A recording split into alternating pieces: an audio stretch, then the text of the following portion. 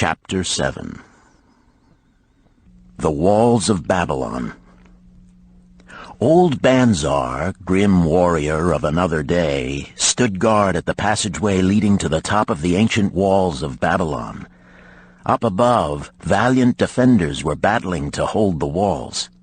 Upon them depended the future existence of this great city with its hundreds of thousands of citizens. Over the walls came the roar of the attacking armies, the yelling of many men, the trampling of thousands of horses, the deafening boom of the battering rams pounding the bronzed gates. In the street behind the gate lounged the spearmen, waiting to defend the entrance should the gates give way. They were but few for the task.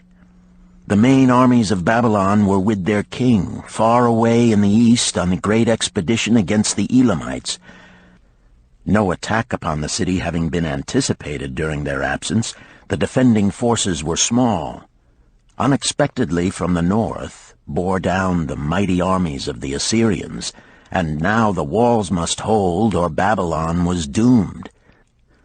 About Banzar were great crowds of citizens, white-faced and terrified, eagerly seeking news of the battle. With hushed awe they viewed the stream of wounded and dead being carried or led out of the passageway. Here was the crucial point of attack. After 3 days of circling about the city, the enemy had suddenly thrown his great strength against this section and this gate. The defenders from the top of the wall fought off the climbing platforms and the scaling ladders of the attackers with arrows, burning oil, and, if any reached the top, spears. Against the defenders, thousands of the enemy's archers poured a deadly barrage of arrows. Old Banzar had the vantage point for news. He was closest to the conflict and first to hear of each fresh repulse of the frenzied attackers. An elderly merchant crowded close to him, his palsied hands quivering. tell me," he pleaded. "They cannot get in. My sons are with the good king. There is no one to protect my old wife. My goods, they will steal all. My food, they will leave nothing. We are old, too old to defend ourselves, too old for slaves. We shall starve, we shall die. Tell me they cannot get in." "Calm thyself, good merchant," the guard responded. "The walls of Babylon are strong. Go back to the bazaar and tell your wife that the walls will protect you and all of your possessions as safely as they protect the rich treasures of the king. Keep close to the walls, lest the arrows flying over strike you." A woman with a babe in arms took the old man's place as he withdrew. "Sergeant, what news from the top? Tell me truly that I may reassure my poor husband. He lies with fever from his terrible wounds, yet insists upon his armor and his spear to protect me, who am with child. Terrible, he says, will be the vengeful lust of our enemies should they break in." "Be thou good of heart, thou mother that is and is again to be. The walls of Babylon will protect you and your babes. They are high and strong. Hear ye not the yells of our valiant defenders as they empty the cauldrons of burning oil upon the ladder scalers?" "Yes, that do I hear, and also the roar of the battering rams that do hammer at our gates." "Back to thy husband. Tell him the gates are strong and withstand the rams. Also that the scalers climb the walls, but to receive the waiting spear thrust. Watch thy way, and hasten behind yon buildings." Banzar stepped aside to clear the passage for heavily armed reinforcements. As, with clanking bronze shields and heavy tread, they tramped by, a small girl plucked at his girdle. "Tell me, soldier, are we safe?" she pleaded. "I hear the awful noises. I see the men all bleeding. I am so frightened. What will become of our family, of my mother, little brother, and the baby?" The grim old campaigner blinked his eyes and thrust forward his chin as he beheld the child. "Be not afraid, little one," he reassured her.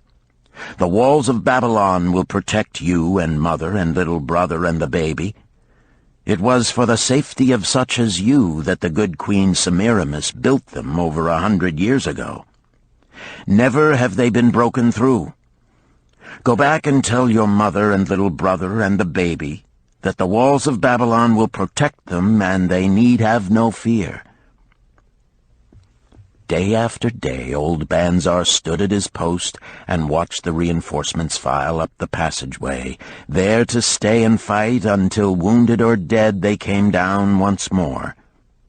Around him unceasingly crowded the throngs of frightened citizens, eagerly seeking to learn if the walls would hold. To all he gave his answer with the fine dignity of an old soldier: "The walls of Babylon will protect you." For 3 weeks and 5 days the attack waged with scarcely ceasing violence.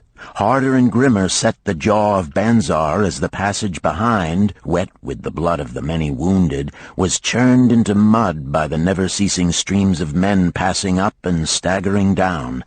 Each day the slaughtered attackers piled up in heaps before the wall. Each night they were carried back and buried by their comrades. Upon the 5th night of the 4th week, the clamor without diminished. The first streaks of daylight illuminated the plains, disclosed great clouds of dust raised by the retreating armies. A mighty shout went up from the defenders. There was no mistaking its meaning. It was repeated by the waiting troops behind the walls.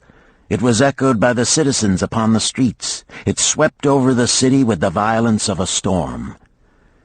People rushed from the houses. The streets were jammed with a throbbing mob. The pent-up fear of weeks found an outlet in the wild chorus of joy. From the top of the high tower of the Temple of Bel burst forth the flames of victory. Skyward floated the column of blue smoke to carry the message far and wide. The walls of Babylon had once again repulsed a mighty and vicious foe, determined to loot her rich treasures and to ravish and enslave her citizens. Babylon endured century after century because it was fully protected. It could not afford to be otherwise. The walls of Babylon were an outstanding example of man's need and desire for protection. This desire is inherent in the human race.